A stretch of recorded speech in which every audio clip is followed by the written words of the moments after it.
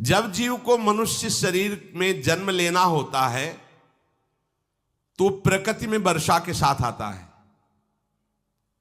प्रकृति में वर्षा के साथ आया और फसल में मूली, गाजर, गेहूं, अन्न, इनमें वो जीव प्रवेश करता है और उसे माता पिता दोनों पाते हैं। तो सप्तम धातु वीर के रूप में परिणित होता है जीव।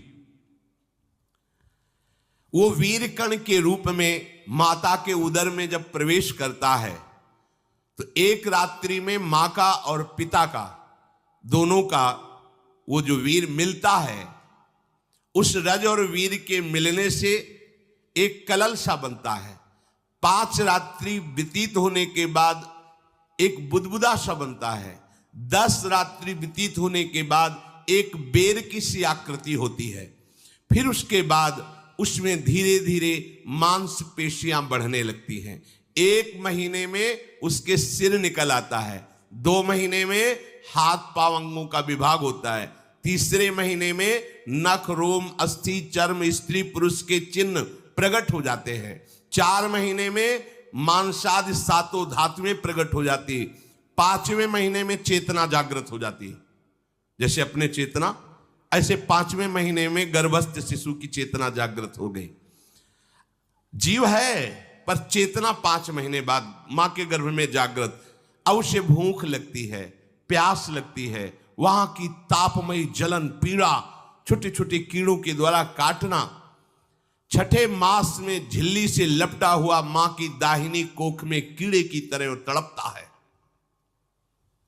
उस समय माता को कड़वे और खट्टे पानी की लालसा होती है, जिससे उसके अंगों में जाकर भयंकर जलन होती है। यह है भोग। वो कृमि कीड़े की तरह तड़पता है।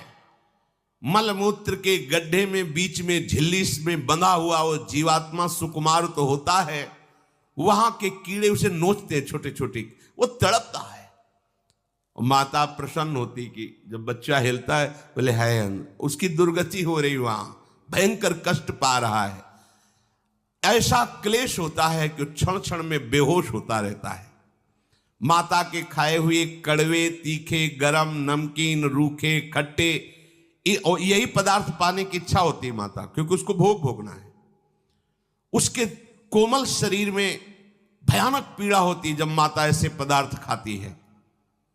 गर्भाशय की झिल्ली में लिपटा हुआ, आंतों और मलमूत्र से घिरा हुआ सिर, पेट की और पीठ और गर्दन, ये कुंडलाकार, ऐसे कंकण जैसा, ऐसी आकृति